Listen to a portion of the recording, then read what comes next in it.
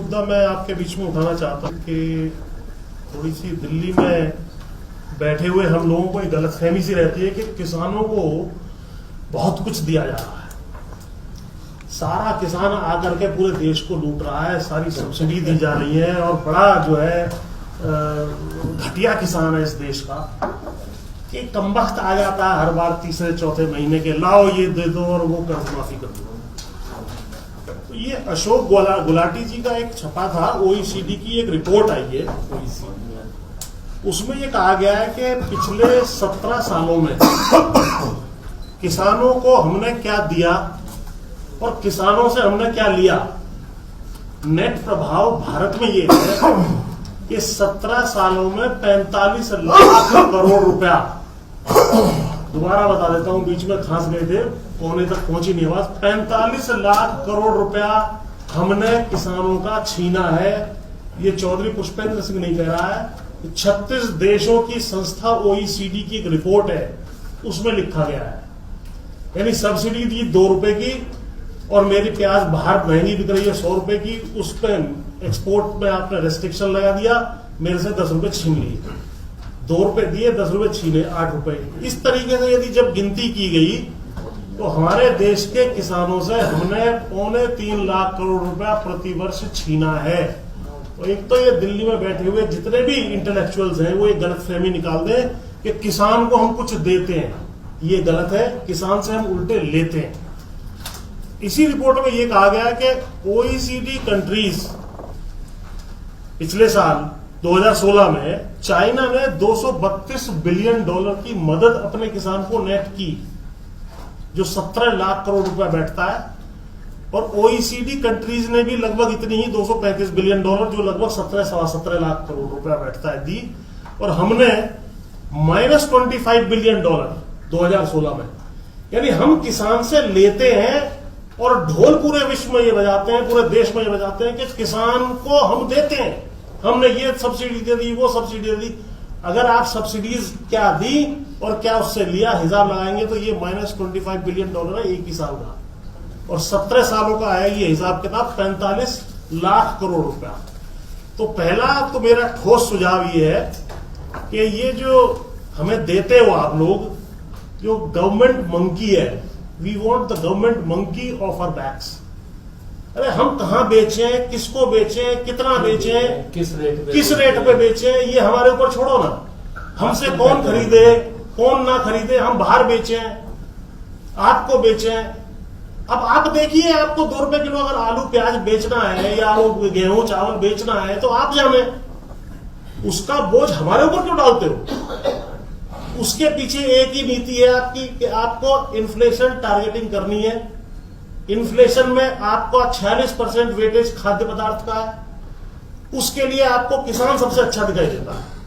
आज जब अखबार मैंने उठाया तो उसमें, क्योंकि बुधवार है, तो बिग बाजार वालों का एक पर्चा निकला, उसकी फोटो में लाया हूं।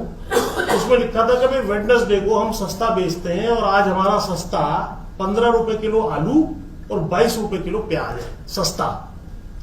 यानी जो आदमी यहां शहर में बैठा हुआ खा रहा है उसे भी सस्ता नहीं मिल रहा, लेकिन यही चीज हमसे 2 रुपए किलो और 1 रुपए किलो, और हमने फेंकने पे मजबूर हुए थे 2 महीने पहले, आपको सब रिपोर्ट पता है खान साहब। तो ये बीच का जो तंत्र है, यानी 60-65 करोड़ जो किसान है वो सस्ता बेच के मर रहा है, और 60-65 करोड़ जो कंज्यूमर है वो महंगा खरीद के मर रहा है।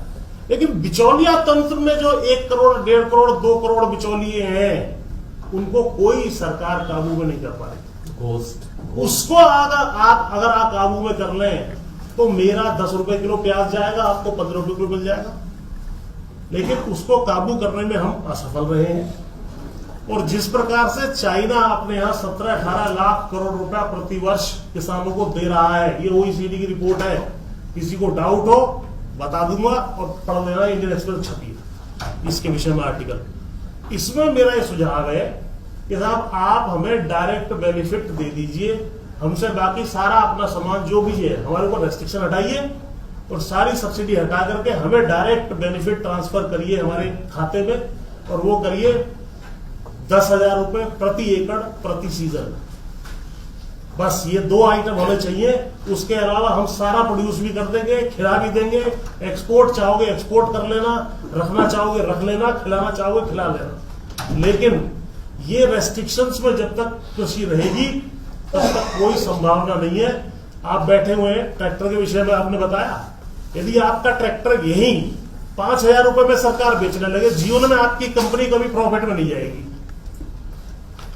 तो मेरा गेहूं 2 रुपए किलो में क्यों बेचा जाता है इस देश में? 1 रुपए किलो में जो है चावल 2 रुपए किलो में क्यों बेचा जाता है? आपका 5,000 रुपए में अगर बिकने लगे ट्रैक्टर, मारुति वाले से कह दिया जाए जितने प्रोड्यूस कर रहे हो केवल दिल्ली में बेचेगा तू, तो गली गली में मारुति की कार ऐसे ठिकी पड़ेगी। तो ये रेस्ट्रिक्शन जब बिजनेस के ऊपर नहीं है तो किसानों के ऊपर ये रेस्ट्रिक्शन क्यों है? क्योंकि हमें सस्ता भोजन खिलाना। अरे सस्ता भोजन खिलाना है तो आप झेलो ना उस बात को, उसका बोझ हमारे ऊपर क्यों डालते हो? किसानों के ऊपर उस बात का बोझ क्यों डाला जा रहा है? क्योंकि किसान को यह नहीं पता कि भोजन का कोई रिप्लेसमेंट नहीं है।